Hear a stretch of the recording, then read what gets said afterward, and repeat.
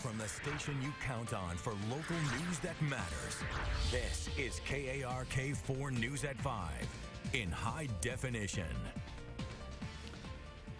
Today at the state capitol and elsewhere, you can see it there, the governor ordering flags to fly at half staff after a deputy was killed in the line of duty.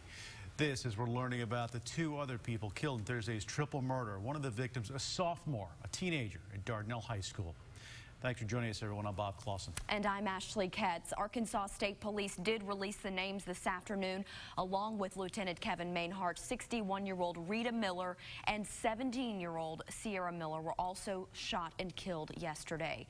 Today, Mainhart's body was taken from the state crime lab here in Little Rock to a funeral home in Dardanelle. He was escorted by several law enforcement officers and agencies along the way. And tonight we have team coverage for you. We begin with KARK4 Stephanie Sharp, who is at the funeral home this evening. And Stephanie, today a very emotional day. A very emotional day indeed, just like you said, Bob. Now, he was taken here to the Cornwell Funeral Home, and as you can see, he is being remembered even today with a ribbon, a bow that bears his name in honor of Yell County Sheriff's Department Lieutenant Kevin Mainhart. But that processional, it ended here at the funeral home, where several law enforcement officers and deputies were here hugging each other, very emotional, and you could feel it. Not only could you see it, but you could also feel it in the air this afternoon. He's a very fine officer. Waving American flags and wearing shirts that say "Back the Blue." People line the streets of Dardanelle showing support for fallen officer Lieutenant Kevin Mainhart. He's always helping somebody. He was always there for somebody. With a siren salute, he was brought into the town under a flag flown in his honor. Community members and other law enforcement officials were there to honor the Yell County Sheriff's deputy. It really makes you think about every call that you go to. Dozens of agencies escorting him in, including Tom Berryhill, a major with the Yell County Mounted Patrol, a division of the Sheriff's Office. It doesn't really hit you until you're coming down the road and you see the road lined on both sides with people, and they're holding up signs of support. He says he knew Lieutenant Mainhart well, a brother fallen in the line of duty. You really can't describe it. It just rips you in half. I don't think you can put it in words. Lieutenant Mainhart was taken to the Cornwell Funeral Home. Officers and deputies hugging and wiping away tears. A longtime chaplain and friend of Lieutenant Mainhart says he's consoled a number of families, but this is different. It's never been a friend of mine. It's never been this close.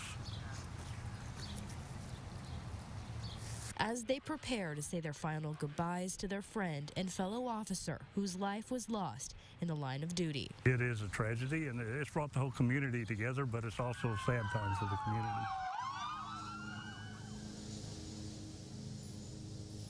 And we're told that his body will stay here at the funeral home until his funeral services that are set for next week. Reporting live in Dardanelle, I'm Stephanie Sharp. Back to you. Steph, thanks very much. As you mentioned, the funeral arrangements have been made. They've been announced for the fallen deputy. Visitation for Lieutenant Kevin Mainhart will be held this Sunday at the funeral home in Dardanelle from 1 until 6. His memorial service will be held at First Assembly of God in Russellville on Monday at 2 p.m. Thursday's tragedy impacting that community, as you just saw, especially those who went to school with 17-year-old Sierra and those who knew her grandmother Rita, the two other victims in this tragedy. KARK4's Price McKeon is live at Dardanelle High School tonight. And Price, you were able to talk with Sierra and Rita's loved ones. How are they doing with this loss? Well, it's definitely a tragedy, and they say that right now it's even impacting the youth. Right now we're at the high school, Dardanelle High School, and I found out that the lieutenant's son goes here, but also one of the victims went here, 17-year-old Sierra Miller. And when I talked with her uncle, he let me know a little more about both his family members. This is this year's yearbook photo of 17-year-old Sierra Miller. Her uncle Chris Miller showed us this photo of his niece, and then this photo of his mom, 61-year-old Rita Miller, on his phone. He says his mother helped anyone who needed it, and his niece Sierra loved riding horses. The two, he says, had a special grandmother-granddaughter bond. And she just, her and Mom together were inseparable. You couldn't separate them at all. They loved each other too much. The principal told me they had a moment of silence in memory of the sophomore during morning announcements. They do have grief counselors available. The principal also told me this afternoon that they have a plaque that they hang inside their hallway, and they put anyone's name on it of a student that loses their life when they're in this school. Well, it's already getting engraved right now. Reporting live in Yell County, Price McKeon, KARK AK News. All right, Price, thank you very much. The man police say is behind the crime, sitting behind bars this evening and will be for some time. James Bowden facing 3 charges of capital murder, 1 for each victim. After a 5-hour standoff, he eventually surrendered himself to authorities. As many here in Arkansas are mourning the loss of Lieutenant Mainhart. Today in the nation's capital, hundreds gathered to remember fallen officers all around the country, including several from the natural state. That's right. Diane Gallagher joining us now live from Washington with the very latest in this. And Diane, certainly a somber event, but a little more weighty given recent events. And that's exactly right, Bob. You know, this is something that undoubtedly Deputy Mainhart's family will be able to participate in the future. Unfortunately, it is definitely a solemn brother and sisterhood here because this is the only memorial in Washington, D.C. that truly will never be finished. There are 6 members of law enforcement who are being dedicated from the state of Arkansas this week, and 3 of them died in 2016. Corporal William Cooper from Sebastian County Sheriff's Office, who was killed in August of 2016. Officer Robert Barker from the McCrory Police Department, who was killed in September of 2016. And Lisa Malden from Miller County Sheriff's Office, who was killed on December 18th of 2016. And then there were 3 others. Gilbert Birchfield, who was killed in 1847 in the line of duty. James Lawrence, who was killed in 1910. And Barney Steele, who died in 1911. And that's sort of a thing that happens here because this memorial didn't come about until 1991. So it's become the mission of many in the law enforcement community who showed up here in Washington, D.C. to make sure that those who died before there was a memorial get their due as well. Some of their ancestors, some of their family members, for those who died a few years before the memorial came about, showed up today. There were 2,200 members of law enforcement, some retired, who rode bicycles across the nation to raise money and awareness for law enforcement members who were killed in the line of duty.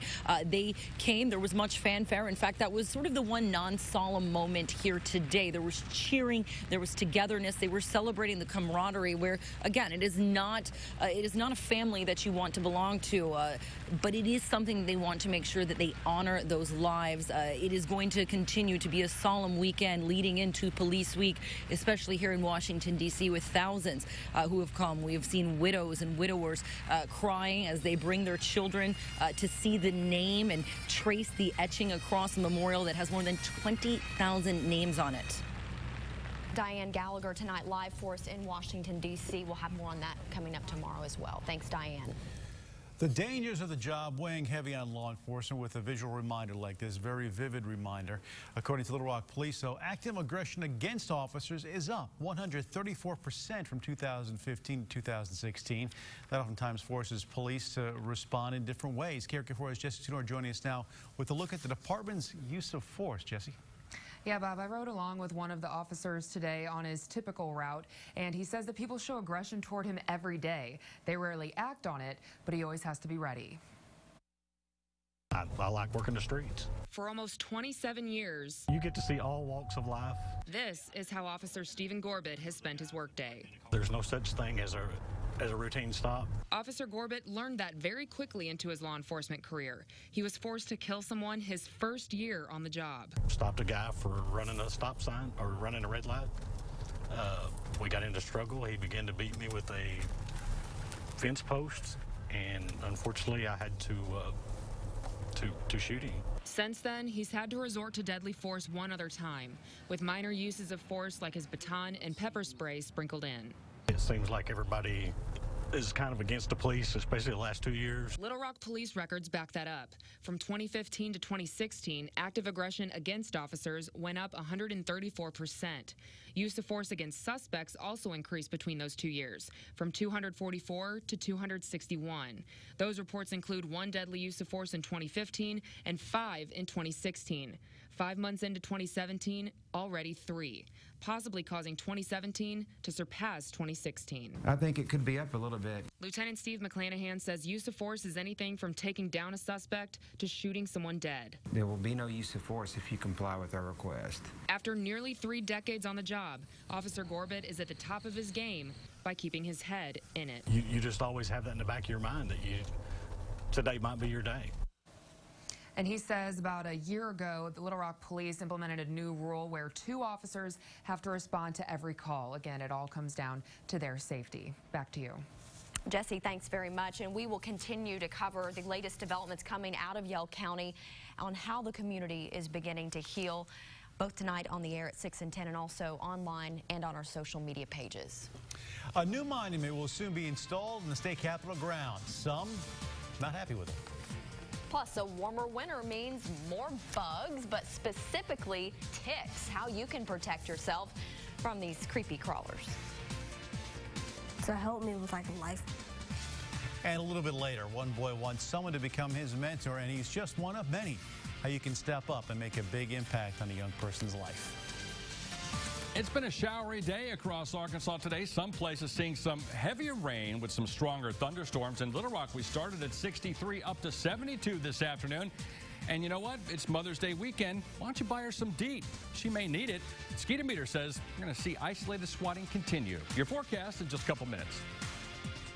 From the station that brings you local news that matters, this is KARK4 News at 5 with Bob Clausen, Ashley Katz, and Chief Meteorologist Keith Monahan.